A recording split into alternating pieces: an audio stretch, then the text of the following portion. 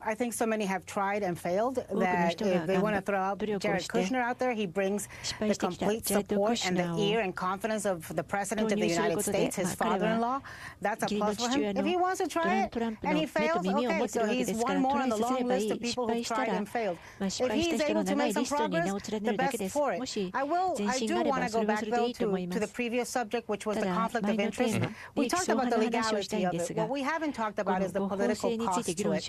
It's been only 2 weeks since Donald Trump has been elected President of the United States, and there's already been a steady drip of stories about conflict of interest. Ivanka Trump sitting in with the Prime Minister of Japan. Reportedly, Donald Trump asking the President of Argentina to help him with regulations on a building there. The wind farms in England. They're all back, one after the other.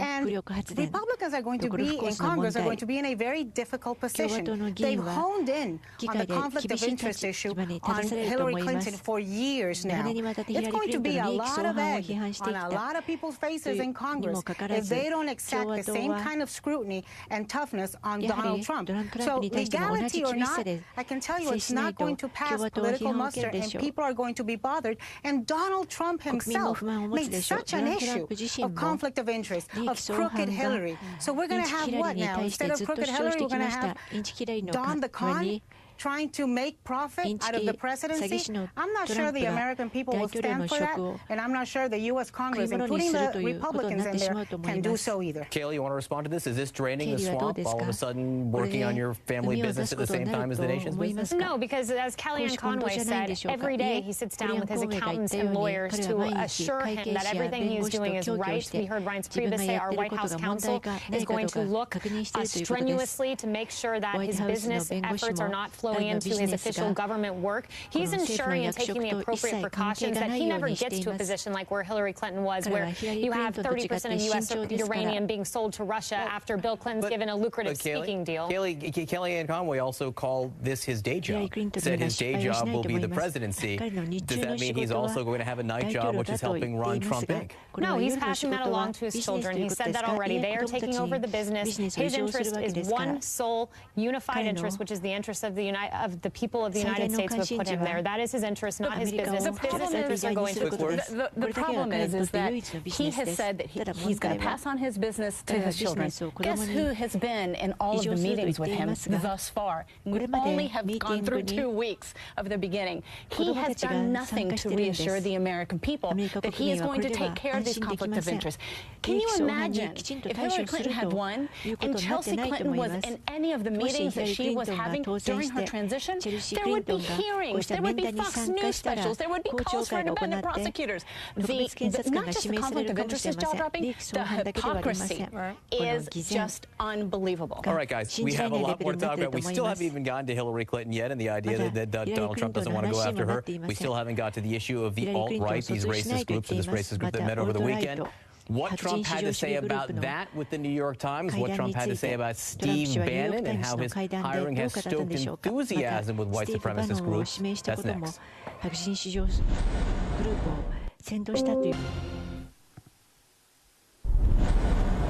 For the first time, Donald Trump spoke today about the neo-Nazis and white supremacist groups that have been bolstered by his victory. A spokesman issued a statement yesterday saying in general terms the president-elect is against racism, but critics were calling on him to speak out himself, or at least tweet about it with the same intensity he has tweeted against Hamilton and Saturday Night Live.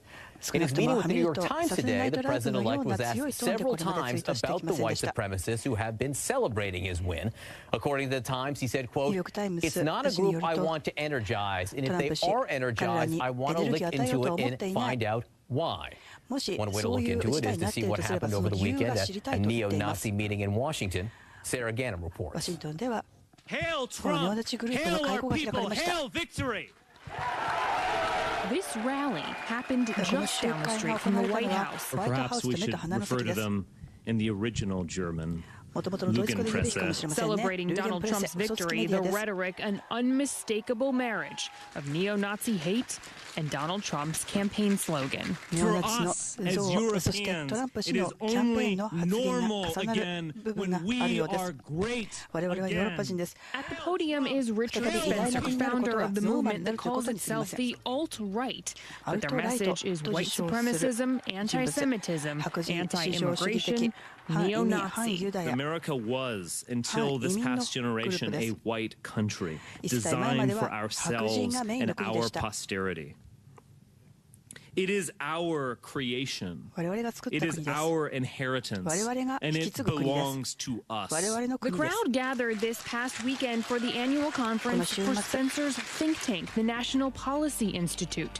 Many in the crowd cheering on Spencer's speech with the Nazi salute. The video is so alarming, the National Holocaust Museum in Washington wrote a letter in response, warning that, quote, the Holocaust did not begin with killing. It began with words, comparing Spencer's words to Hitler's. But what used to be a small, obscure extremist group operating on the internet now feels emboldened by Trump's campaign rhetoric, according to Oren Siegel. They identify with Trump for whatever reason, and they view him as a champion for their cause. And the hiring of Steve Bannon as chief strategist in the Trump White House has only intensified the criticism. While Bannon once reportedly bragged his website Breitbart.com was, quote, the platform for the alt-right, he later told the Wall Street Journal that he has zero tolerance for those anti-Semitic tones, though Trump said today, quote, if I thought Bannon was a racist or alt-right or any of the things, the terms we could use, I wouldn't even think about hiring him. Sarah Gano, CNN, New York. Our thanks to Sarah. Back now with the panel. Jeffrey Lohr, I want to start with you. Do you think the president-elect went far enough today disavowing this neo-Nazi group that spoke just a few blocks from the White House? Or do you think he should hold a news conference? Do you think he should look at a camera and say it out loud?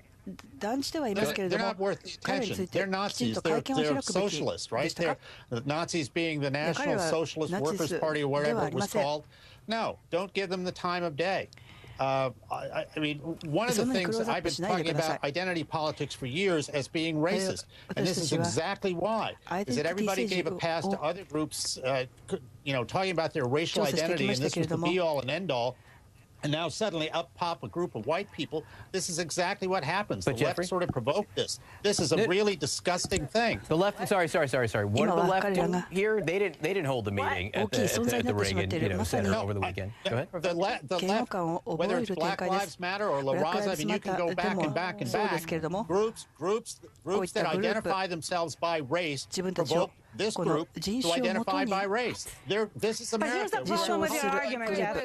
Christine Quinn. Go ahead, Christine. They're not identifying by race. This isn't a meeting of, you know, the German club or something at a high school. This is a group of individuals, Jeffrey, who stood in a room using Adolf Hitler's language of people who saluted him and said it with using Trump's name. The president-elect of the United States, he has an obligation to denounce and not say if they're energized. Jesus Christ, how could you be more energized than that? Jeffrey, stop saying my name because I'm not stopping talking. And you know what? I have a right to identify as a part of the LGBT community, and they don't have a right to say I should be killed because I'm a member of that community. And I didn't incite anyone by being who I am and being proud of it.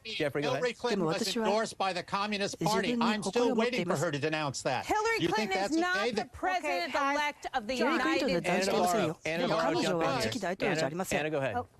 Look, here's the problem with Jeffrey's argument about identity politics and attacking identity politics. He supported a candidate who is now president-elect that has spent the last 18 months using identity politics as a wedge issue. Do you think when he calls Mexicans rapists and criminals, that's not identity politics?